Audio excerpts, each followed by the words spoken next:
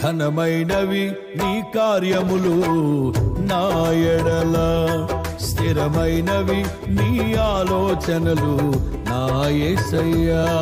ఘనమైనవి నీ కార్యములు నా ఎడల, స్థిరమైనవి నీ ఆలోచనలు నా యేసయ్యా. కృపలను పొందుచు కృతజ్ఞత కలిగి స్తుతులర్పించెదను అన్ని వేళలా.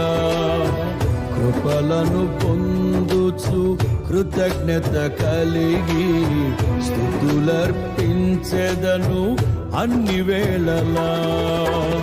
అనుదినము నీ అనుగ్రహమే, ఆయుష్కాలము నీ వరమే. అనుదినము